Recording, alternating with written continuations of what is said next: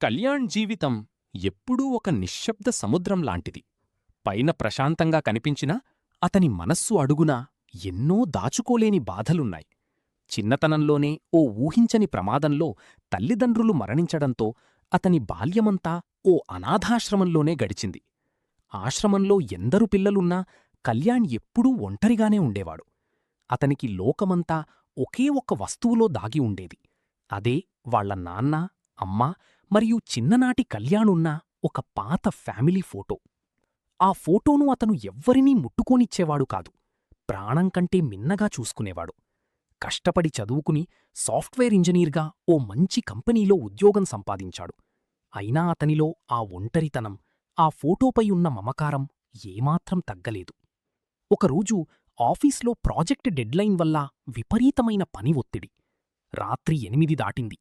హడావిడిగా ల్యాప్టాప్ బ్యాగ్లో వేసుకుని క్యాబ్ పట్టుకుని రూమ్కి చేరుకున్నాడు. తీరా రూమ్కి వెళ్ళాక చూసుకుంటే జేబులో వాలెట్ లేదు. కళ్యాణ్ గుండె ఒక్కసారిగా ఆగిపోయినంత పనైంది. వాలెట్లో ఉన్న డబ్బులు, కార్డుల గురించి అతనికి బెంగలేదు. అందులో ఉన్న తన ప్రాణసమానమైన ఫ్యామిలీ ఫోటో గుర్తొచ్చింది. రాత్రి అతనికి యుగంలా గడిచింది. నిద్రలేదు, మనసులో 1000 ఆలోచనలు. ఎవరైనా తీసేసుకున్నారా? క్లీనింగ్ వాళ్లు చెత్తబుట్టలో పడేశారా? ఇలా ఎన్నో భయాలు. ఉదయం ఎప్పుడవుతుందా అని కళ్లప్పగించి ఎదురుచూశాడు.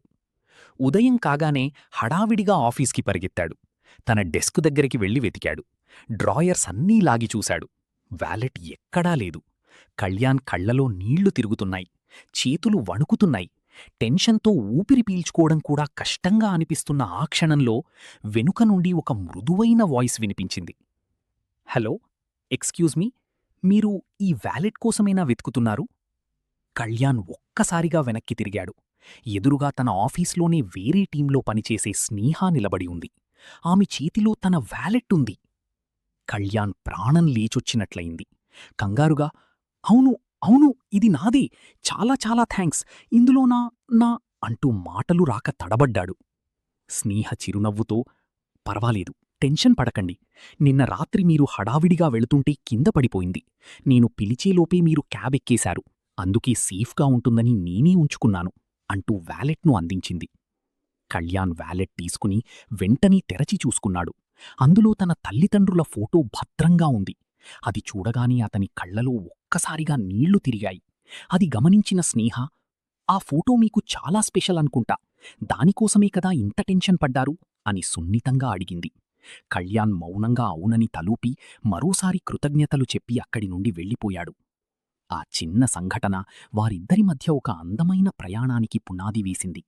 ఆ మరుసటి రోజు ఉదయం ఆఫీస్ క్యాంటీన్లో కళ్యాణ్ కాఫీ తాగుతుంటే స్నేహ వచ్చి ఎదురుగా కూర్చుంది. హాయ్ కళ్యాణ్ అంటూ పలకరించింది. కళ్యాణ్ కొంచెం మొహమాటంగానే నవ్వాడు. అలా ఆ పలకరింపులు రోజువారీ అలవాటుగా మారాయి. స్నేహ చాలా చలాకీగా, పాజిటివ్గా ఉండే అమ్మాయి. ఆమె మాటలు కళ్యాణ్లోని బిడియాన్ని మెల్లగా దూరం చేశాయి. ఒకరోజు